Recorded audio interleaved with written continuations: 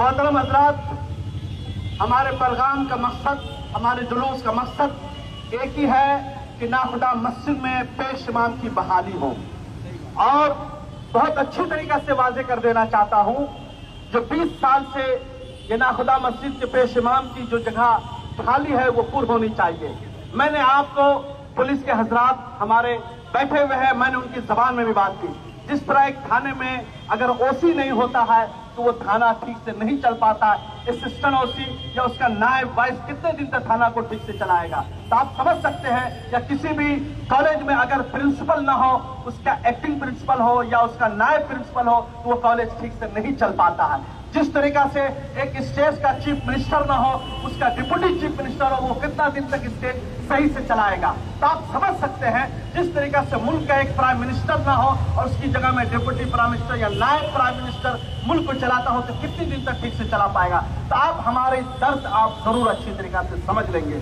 इन्हें नायब बनाया गया था, मगर अफसोस की बात यह है, तमाम कागजात में, तमाम ऑफिशियल जगह में, हर वो जगह में अपने आप को पेश इमाम पेश इमाम पेश इमाम बोलते रह गए। आप जिसके अहल नहीं हो, आप जो हो नहीं, वो अगर बोल रहे हो तो आप झूठ बोल रहे हो। क्या बोल रहे हो आप? झूठ बोल रहे हो। अगर मैं नायब हूं तो मैं बोलूंगा असिस्टेंट जो ओसी मैं हूं, अगर मैं नायब प्रिंसिपल हूं तो मैं बोलूंगा नायब प्रिंसिपल हूं, अगर मैं डिप्टी चीफ मिनिस्टर हूं तो मैं बोलूंगा मैं डिप्टी चीफ मिनिस्टर हूं। मैं कभी नहीं बोलूंगा कि मैं चीफ मिनिस्टर हूं। ये समझनी चाहिए फर्क को।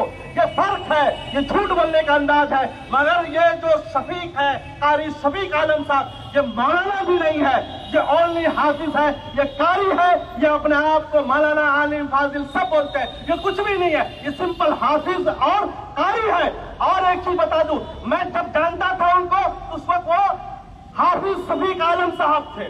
उनसे पूछिएगा कि महबूब रजा कितने दिन साहब को जानता है, तो बोलेंगे हाँ महबूब साहब हमारे साथ चाय पिया करते थे। बहुत अरसे जमाने से जब साबिर साहब इमाम साहब हुआ करते थे, मैं मस्जिद में जाया करता था।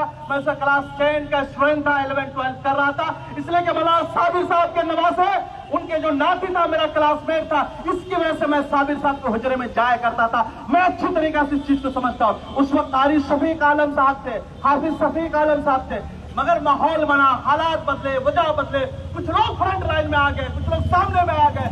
उनको सजाने की जरूरत हो गई, उनको संवारने की जरूरत हो गई, उनको पेश करने की जरूरत हो गई, तो उनको जो है कासमी लिख दिया गया। आप कासमी लिख दीजिए।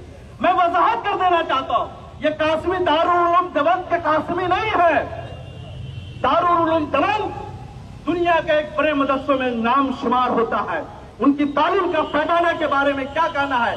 ये कलकत्ता में एक मदरसा खिदिरपुर में है, उनके साथ आई थिंक वो कासिमुल उलूम है, ये वहीं से फरागत हासिल किए। उनको स्टाफ से भी हमने बात की तो बोले ये हमारा स्टूडेंट है, हमारा विद्यार्थी है, हमारे हिफ्ज़ क़िरात उन्होंने पास किया। ये समझ लीजिए, जो लोग उनको नाम की वजह से कासिमी समझते हैं, शायद वो समझते होंगे दारुल उलूम देवबंद से, सहारनपुर से पढ़ करके ये कासिमी है। तो मैं इसकी वजाहत कर दूं, ये वहां से पढ़ लिख करके कासिमी नहीं है। ये पहली नंबर, ये झूठ। दूसरा नंबर ये है, ये नायब इमाम है, पेश इमाम नहीं है। मगर कहीं भी अपने नाम से पहले नायब इमाम नहीं लिखते, वाइस इमाम नहीं लिखते हैं, उप नहीं लिखते हैं, ये मैन लिख देते हैं। ये झूठ, झूठ पे झूठ, झूठ पे झूठ। अरे भाई झूठ कब तक बोलोगे?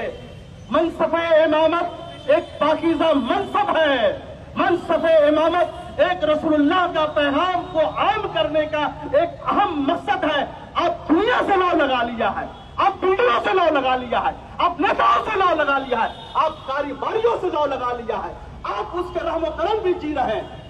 आपको लौ अल्लाह की जात पे नहीं है, रसूलुल्लाह की जात पे नहीं है। इसलिए कि आपको उनके साथ में होता तो किसी भी कारोबारी हजरात का आप आगे पीछे करते हुए नजर नहीं आते, किसी भी बिल्डर हजरात का आगे पीछे करते हुए नजर नहीं आते।